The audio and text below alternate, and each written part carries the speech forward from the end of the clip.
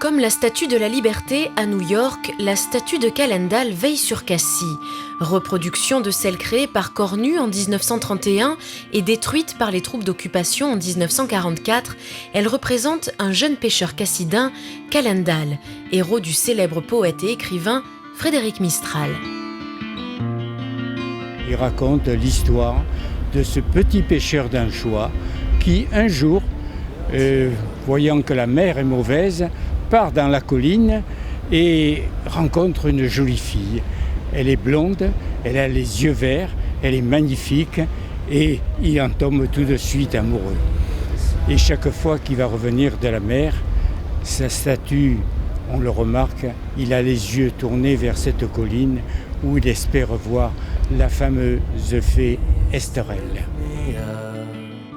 La statue de Calendal est en pierre de Cassie, un calcaire urgonien dont la dureté en fait un matériau de choix pour l'usage domestique, le dallage ou l'édification de monuments. Calendal, pour guetter sa fiancée, tourne le dos à la mer et à la plage du Bestouan. C'est près de cette crique que se situe la fondation Camargo, créée en 1967 par Jerome Hill, un Américain féru de peinture. La fondation, avec son amphithéâtre et sa grande bibliothèque, reçoit chaque année le Printemps du Livre, où il n'est pas rare de croiser les plus grands écrivains du monde à l'occasion de la manifestation organisée par l'association du même nom.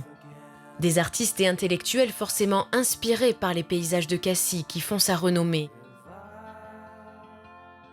Ceux des Calanques, très prisés des touristes et habitants de la région, véritable joyau naturel, bientôt protégé avec la création d'un parc national périurbain. Proche du centre de Cassie, la Calanque de Portmeau, une faille sinueuse entre les falaises, abri naturel pour quelques 500 bateaux et voiliers. Un peu plus loin, les Calanques de Porpin et d'Envaux. C'est entre Cassis et Marseille, dans la calanque du Cap Morgiou, qu'un plongeur professionnel cassidin a découvert en 1985, dans une grotte située à 37 mètres sous le niveau de la mer, des peintures rupestres datant de l'ère paléolithique, reconnues comme les plus anciennes au monde. Ce plongeur, c'est Henri Cosquer.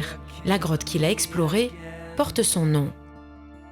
Je me suis dit, qui c'est qui est venu délirer là-dedans et qui c'est qui est venu taguer. Et donc les tags datent de 28 000 ans, donc on va dire c'est notre grand-père il y a longtemps qui est venu là et qui s'est exprimé en faisant des représentations aussi bien de mains que de chevaux, bouquetins, cerfs et bisons. Les Calanques de Cassie, un trésor naturel à découvrir à pied ou par la mer à bord des nombreux bateaux de promenade, dans un décor tout simplement paradisiaque.